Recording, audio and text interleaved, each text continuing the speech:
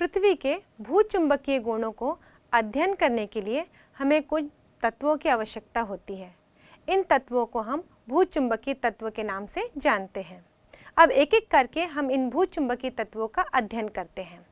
सबसे पहला तत्व है दिक्पात कोण, जिसे हम इंग्लिश में एंगल ऑफ डिक्लिनेशन कहते हैं। ये एंगल ऑफ डिक्लिनेशन वास्तव में चुंबकीय याम्योत्तर और भूगोलिक याम्योत्तर के बीच का न्यून कोण है। चुंबकीय याम्योत्तर और भूगोलिक याम्योत्तर के बीच में जो न्यून कोण होता है उसे हम एंगल ऑफ डिक्लिनेशन यानी कि दिक्पात कोण के नाम से जानते हैं और इसे अल्फा से प्रदर्शित किया जाता है। यहाँ पर हम देख सकते हैं ये है भूगोलिक याम्योत्तर और ये है चुंबकीय याम्योत्तर। ये जो कोण इन दोनों के बीच में बन रहा है इस कोण को हम दिक्पात कोण कहते हैं। अब जो अगला तत्व है वो है नमन कोण या नति कोण। इसे हम अंग्रेजी में एंगल ऑफ डिप कहते हैं। यदि मैं किसी चुंबकीय सुई को स्वतंत्रतापूर्वक लटका दूं, इस प्रकार लटकाऊं कि वो ऊर्ध्वाधर तल में गति कर सके, क्षैतिज तल में नहीं, हम बात कर रहे हैं वो किस तल में गति कर सके, मतलब ऊर्ध्वाधर तल में गति कर सके। और उसको कैसे लटकाया गया है? चुंबक को उसके गुरुत्व केंद्र मतलब सेंटर ऑफ मास जहाँ पर है उसका, वहाँ से लटकाया गया है। मतलब जहाँ पर हम मान सकते हैं कि जहाँ से लटकाया जाए तो चुंबक बिल्कुल बैलेंस्ड कंडीशन में हो। ऐसी स्थिति में जब उसको लटकाया जाता है और वो स्वतंत्र होता है ऊर्ध्वाधर तल में गति करने के लिए, तो हम ये देखते हैं कि अलग अलग स्थानों में वो अलग अलग जगह पर ठहरता है, उसका झुकाव अलग अलग स्थान पे अलग अलग रहता है। तो यदि क्षैतिज के साथ वो जितना कोण बनाता है, मतलब चुंबकीय सुई को हम लटका दें स्वतंत्रतापूर्वक इस प्रकार कि ऊर्ध्वाधर तल में वो गति कर सकें, तो क्षैतिज के साथ उसका जो कोण बनता है वो कोण कहलाता है नति कोण या एंगल ऑफ डिप, जिसको हम थीटा से दर्शाते हैं। ये चुंबकीय सुई है जो ठहरने पर इस तरह से नीचे की ओर ठहरी हुई है, मतलब यहाँ पर पृथ्वी की परिणामी तीव्रता इसी डायरेक्शन में होगी, क्योंकि हम जानते हैं चुंबकीय सुई पृथ्वी की परिणामी तीव्रता को ही दर्शाती है। ये क्षैतिज रेखा है। ये क्षैतिज रेखा भी कैसी है? इसके गुरुत्व केंद्र से गुजर रही है। तो इस रेखा और इस चुंबकीय सुई के अक्ष के बीच में जो कोण बन रहा है थीटा, इसे हम कहते हैं नमन कोण। वैसे चुंबकीय सुई किस दिशा में ठहरती है? वो पृथ्वी के चुंबकीय याम्योत्तर में ठहरने का प्रयास करती है। तो हम दूसरे तरीके से ये भी कह सकते हैं कि चुंबकीय याम्योत्तर में पृथ्वी की परिणामी तीव्रता और क्षैतिज के साथ जो कोण बनता है वो कहलाता है नति कोण, नमन कोण या फिर एंगल ऑफ डिप। यदि हम उच्च अक्षांशों से विषुवत रेखा की ओर बढ़ें तो हम देखेंगे दिक्पात कोण का मान धीरे धीरे घटने लगता है। मतलब उच्च अक्षांशों पर दिक्पात कोण का मान अधिक होता है और विषुवत वृत्त के पास आते जाते हैं तो इसका मान घटने लगता है। वैसे ही यदि हम नमन कोण की बात करें तो इनका मान भी ध्रुवों पर अधिक होता है और विषुवत वृत्त यानी कि यदि हम भूनिरक्ष पर देखें, भूनिरक्ष क्या होती है? भूनिरक्ष ऐसी स्थिति होती है जो कि भूचुंबकीय अक्ष के लंबवत होती है। तो इन स्थितियों पर इसका मान 0 हो जाता है। ध्रुवों पर 90 होता है और भूनिरक्ष पर इसका मान 0 होता है। क्योंकि यदि हम चुंबकीय सुई को देखें जो कि स्वतंत्रतापूर्वक लटकी हुई है और ऊर्ध्वाधर तल में गति कर रही है, तो वो विषुवत वृत्त के पास क्षैतिज हो जाती है और जैसे हम ध्रुवों के पास जाते हैं तो वो ऊर्ध्वाधर हो जाती है। तो इस प्रकार नमन कोण का मान ध्रुवों पर 90 डिग्री होता है और विषुवत वृत्त के पास इसका मान 0 होता है। अब बात करते हैं हम अगले तत्व की, जो कि है पृथ्वी के चुंबकीय क्षेत्र के घटक। यदि हम किसी चुंबकीय सुई को स्वतंत्रतापूर्वक लटका दें जो कि ऊर्ध्वाधर तल में गति करने में समर्थ हो, तो ऐसी चुंबकीय सुई कहाँ ठहरती है? ये भूचुंबकीय याम्योत्तर में ठहरती है और इसकी दिशा भूचुंबकीय क्षेत्र की परिणामी तीव्रता को दर्शाती है, जिसे हम I से दर्शाते हैं। अंग्रेजी अल्फ़ाबेट का कैपिटल लेटर I से इसे दर्शाया जाता है। चूँकि इसका मान भिन्न भिन्न जगहों पर भिन्न भिन्न है, इस चुंबकीय सुई का झुकाव यदि हम देखें तो अलग अलग जगह पर अलग अलग है। इसलिए इसके दो घटक होंगे, एक क्षैतिज घटक और दूसरा ऊर्ध्वाधर घटक। क्षैतिज घटक को हम H से दर्शाते हैं अंग्रेजी अल्फ़ाबेट के, और जो ऊर्ध्वाधर घटक है उसको हम अंग्रेजी अल्फ़ाबेट के कैपिटल लेटर V से दर्शाते हैं। जो ऊर्ध्वाधर घटक है उसका प्रभाव पृथ्वी पर नहीं पड़ता, लेकिन जो क्षैतिज घटक है वो पृथ्वी पर लगातार अपना प्रभाव डालते रहती है। इसलिए इन दोनों में इम्पॉर्टेंट घटक है पृथ्वी के चुंबकीय क्षेत्र का क्षैतिज घटक, जिसके प्रभाव को हम निरंतर महसूस करते रहते हैं। अब हम देखते हैं पृथ्वी के क्षैतिज घटक, इसके ऊर्ध्वाधर घटक, नमन कोण और परिणामी तीव्रता में क्या संबंध है। इसको समझने के लिए हमने वही एक सुई ली है जो स्वतंत्रतापूर्वक उसके गुरुत्व केंद्र से लटकाई गई है और ये ऊर्ध्वाधर तल में गति करने के लिए समर्थ है। जब ये सुई रुकेगी तो ये कहाँ रुकेगी? ये चुंबकीय याम्योत्तर में रुकेगी। मान लीजिए ये चुंबकीय सुई चुंबकीय याम्योत्तर में क्षैतिज के साथ थीटा कोण बना रही है।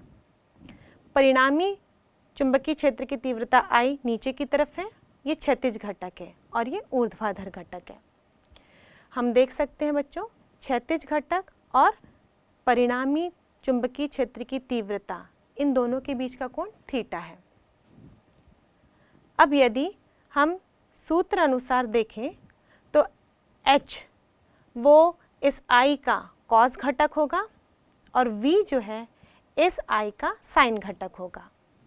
चित्र से ये स्पष्ट है कि क्षैतिज घटक H बराबर I cos थीटा होगा, इसे हम समीकरण 1 दे देते हैं, तथा ऊर्ध्वाधर घटक V बराबर I sin थीटा होगा, इसे हम समीकरण 2 से दर्शाते हैं।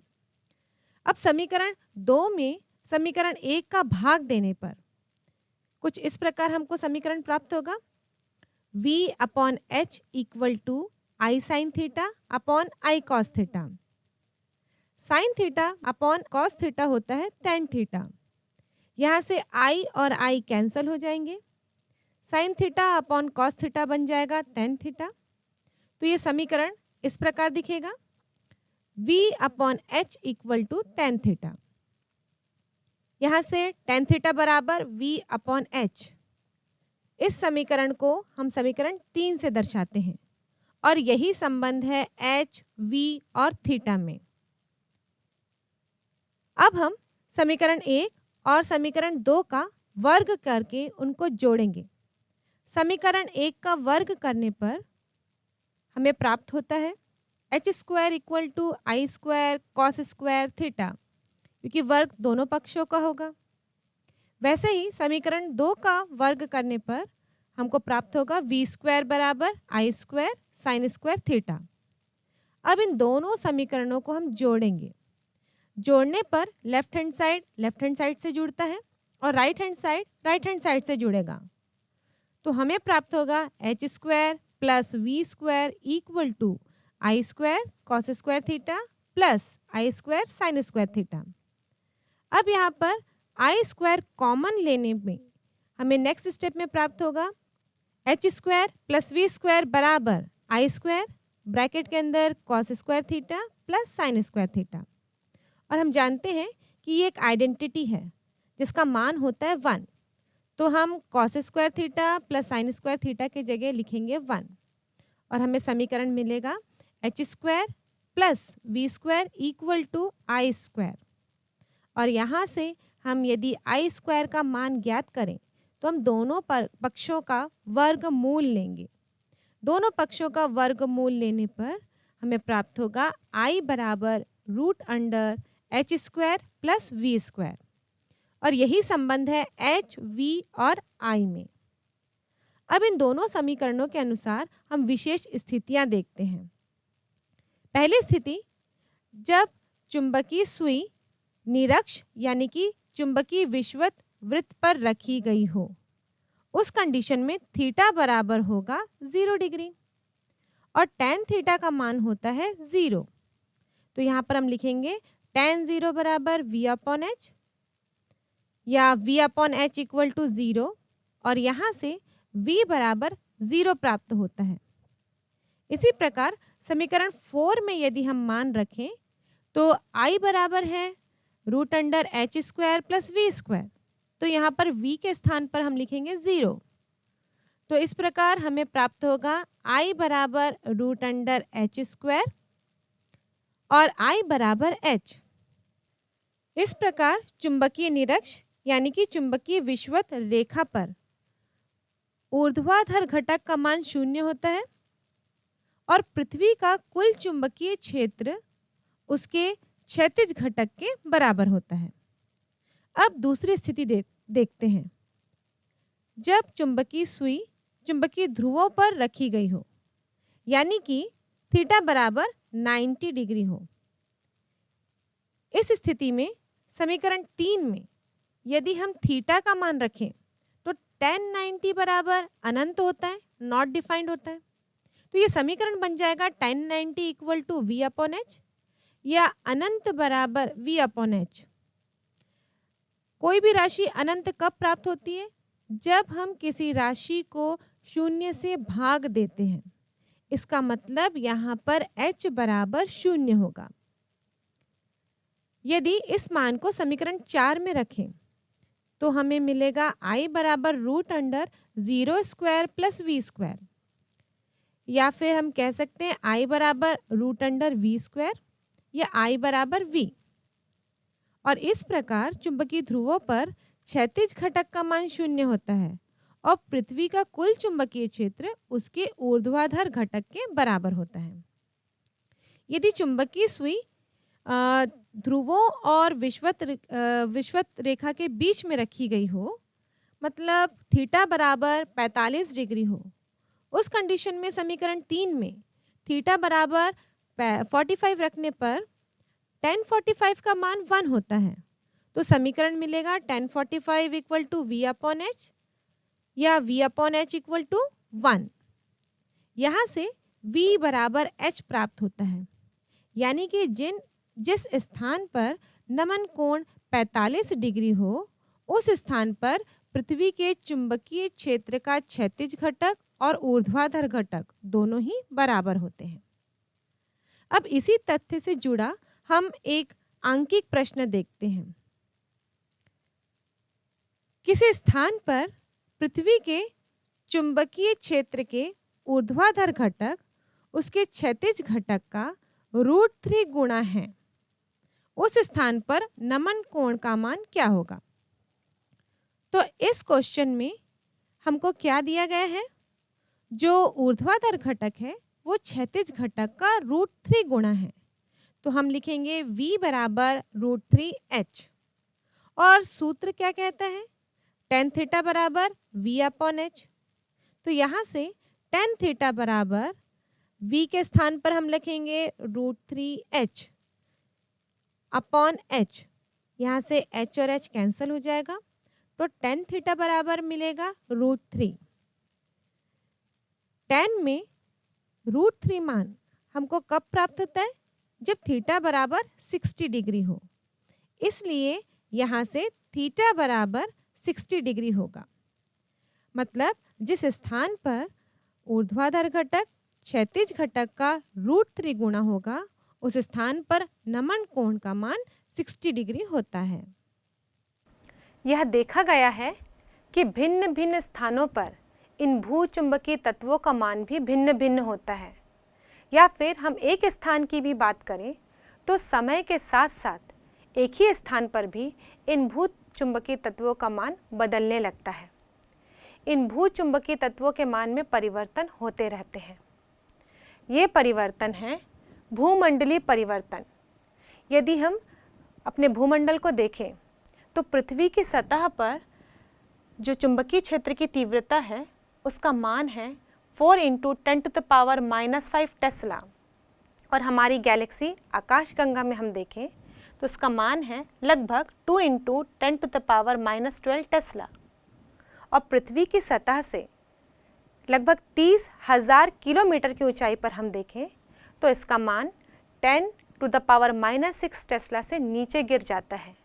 और जैसे जैसे हम ऊंचाई की ओर बढ़ती जाएं तो सोलार वात के कारण, सोलार विंड्स के कारण इनके मान में परिवर्तन होते रहते हैं। ये सोलर विंड्स क्या होते हैं? सूर्य से जो आवेशित कणों की धारा पृथ्वी तक पहुंचती है, या कह सकते हैं ब्रह्मांड में जो निकलती हैं, जो हमारे सोलार सिस्टम को प्रभावित करती हैं, उनको हम कहते हैं सोलर विंड्स। ये सोलर विंड्स या सौर्यवात आवेशित कणों की धारा होती है जिनमें मुख्यतः प्रोटॉन और इलेक्ट्रॉन शामिल होते हैं, और इन्हीं के कारण ही भूचुंबकीय तत्वों में परिवर्तन दिखाई देते हैं। अब अगला है अल्पकालीन परिवर्तन। सन 1580 से सन 1820 के बीच में लगभग 240 वर्षों के इस दौरान में लंदन में जो दिक्पात का कोण है उसमें लगभग 3.5 डिग्री का अंतर पाया गया है। मतलब दिक्पात कोण में परिवर्तन आ गया है। अब बात करते हम दीर्घकालीन परिवर्तन की। लगभग 10 लाख वर्षों में पृथ्वी का चुंबकत्व उलट जाता है, ये हम मान के चलते हैं। अब देखते हैं हम चुंबकीय तूफानों को। यदि एकाएक भूचुंबकीय तत्वों के मान में परिवर्तन हो जाता है तो इसे हम चुंबकीय तूफान कहते हैं। और ये चुंबकीय तूफान होते हैं ज्वालामुखी का फटना, या भूकंप का आना, या फिर सूर्य में धब्बों का पाए जाना, या उत्तर ज्योति तीव्रता जिसे हम अरोरा बोरियलिस के नाम से जानते हैं। ये अरोरा बोरियलिस भी वास्तव में सूर्य से आने वाली सोलार वात के कारण ही उत्पन्न होती हैं, जिसके कारण ध्रुवों में, उत्तरी ध्रुवों में हमको एक ज्योति सी नज़र आती है। ये रंग बिरंगी ज्योति हमको रात के समय में दिखाई देती है। उत्तरी ध्रुव में दिखाई देने वाली इस ज्योति को हम उत्तरी ज्योति तीव्रता यानी कि अरोरा बोरियलिस के नाम से जानते हैं। पृथ्वी के चुंबकीय गुणों के कई परिमाण हमारे पास हैं, लेकिन इन चुंबकीय गुणों की व्याख्या के बारे में कोई निश्चित मत अभी भी वैज्ञानिक नहीं बना पाए हैं, क्योंकि जो चुंबकीय घटनाएं हैं वो इतनी जटिल हैं और अनियमित हैं। अनियमित है क्योंकि ये समय के साथ साथ बदलते रहती हैं, इसलिए वैज्ञानिक अभी भी किसी निश्चित व्याख्या पर नहीं पहुंच पाए हैं कि वास्तव में चुंबकीय गुणों का कारण क्या है। अलग अलग वैज्ञानिकों ने भूचुंबकीय गुणों की व्याख्या अलग अलग तरीके से की है। जैसे कि हम सन 1600 में देखें, सर विलियम गिलबर्ट ने पृथ्वी के चुंबकीय गुणों की व्याख्या करने के लिए यह बताया कि पृथ्वी के गर्भ में एक शक्तिशाली चुंबक स्थित है। और ये चुंबक किस तरह स्थित है? इस चुंबक का जो उत्तरी ध्रुव है वो पृथ्वी के दक्षिणी गोलार्ध में है, और जो दक्षिणी ध्रुव है वो उत्तरी गोलार्ध में है। साथ ही इस चुंबक का जो अक्ष है वो पृथ्वी के भौगोलिक अक्ष से कुछ लघु कोण बनाते हुए स्थित है, और ये कोण लगभग 17 डिग्री का बताया गया है।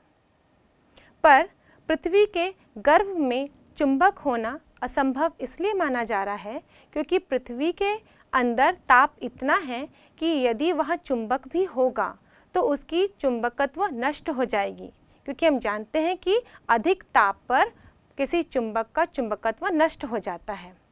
इसलिए यह सिद्धांत भी मान्य नहीं है। उसके बाद 1849 में ग्रोवर ने यह बताया कि चुंबकीय गुण विद्युत धाराओं के कारण चलते हैं। ये विद्युत धाराएं कहाँ से उत्पन्न होती हैं? हम जानते हैं कि सूर्य की किरणें पृथ्वी के बीच वाले भाग यानी विषुवत रेखा पर सीधी पड़ती है, तो विषुवत रेखा पर गर्मी अधिक होती है और ध्रुवों पर कम होती है, जिसके कारण विषुवत वृत्त के आसपास की जो हवाएं हैं वो गर्म हो जाती हैं और गर्म होकर वो ध्रुवों की ओर चलने लगती हैं, और इस प्रकार ये धाराओं का निर्माण करती हैं। और ये विद्युत धाराएं ही जब चलती हैं तो पृथ्वी की सतह पर उपस्थित लौह चुंबकीय पदार्थ को चुंबकित कर देती हैं, मतलब उसमें चुंबक के गुण उत्पन्न हो जाते हैं, जिसके कारण पृथ्वी में चुंबकीय गुण उत्पन्न होता है। उसके बाद हम देखें तो और भी कई सिद्धांत आए जिसमें कि हम ये मानते हैं कि पृथ्वी के अंदर जो चालक हैं वो द्रव अवस्था में होते हैं। अब द्रव अवस्था में होते हैं तो इनके जो आयांश होते हैं पृथ्वी के गोल घूमने के कारण पृथ्वी अपने अक्ष पे घूर्णी गति करती है, तो ये द्रव भी आयनित हो जाते हैं और घूर्णन गति करते हैं। जब ये घूर्णन गति करते हैं तो ये विद्युत धारा का निर्माण करते हैं, क्योंकि हम जानते हैं कि जो मूविंग चार्जेस हैं, गतिमान आवेश हैं, वो धारा का निर्माण करते हैं। और धारा के साथ कौन सा प्रभाव जुड़ा होता है? चुंबकीय प्रभाव। तो इसी प्रकार इन आयनित द्रवों के कारण जो कि चालक द्रव्य हैं, जो कि पृथ्वी के अंदर मौजूद हैं, उनके घूर्णन गति के कारण पृथ्वी में चुंबकीय गुण उत्पन्न होता है। इसी प्रकार हम आगे देखें तो कॉस्मिक किरणों का वायुमंडल पर प्रभाव। इन कॉस्मिक किरणों के वायुमंडल में प्रभाव के कारण जो गैस होती है वायुमंडल की वो आयनित हो जाती है। चूँकि पृथ्वी घूर्णन गति कर रही है, वायुमंडल के कण भी घूर्णन गति करेंगे, क्योंकि हम जानते हैं कि पृथ्वी का वायुमंडल क्यों बना होता है? उसके आकर्षण बल, गुरुत्वाकर्षण बल के कारण। तो ये कण भी जब गोल घूमते हैं तो ये विद्युत धारा का निर्माण करते हैं और इन विद्युत धाराओं से चुंबकीय गुण उत्पन्न होता है और इसीलिए पृथ्वी चुंबक की तरह व्यवहार करती है। फिर हम देखें तो ये मान सकते हैं कि पृथ्वी में जितने पदार्थ हैं वो पदार्थ किससे मिलके बने होते हैं? प्रोटॉन और इलेक्ट्रॉन से। जब पृथ्वी अपने अक्ष पे घूर्णी गति करती है तो ये पदार्थ भी घूमने लग जाते हैं या चलने लगते हैं।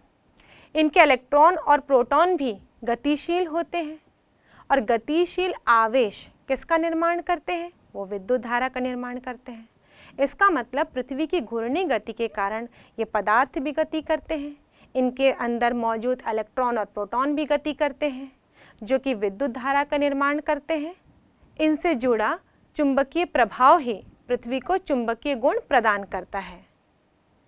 तो इस प्रकार पृथ्वी के चुंबकीय गुणों के लिए कई साइंटिस्ट लोगों ने, कई वैज्ञानिकों ने अपने अपने मत दिए और इनकी व्याख्या सही है या गलत ये बता पाना अभी भी उतना ही जटिल और मुश्किल है।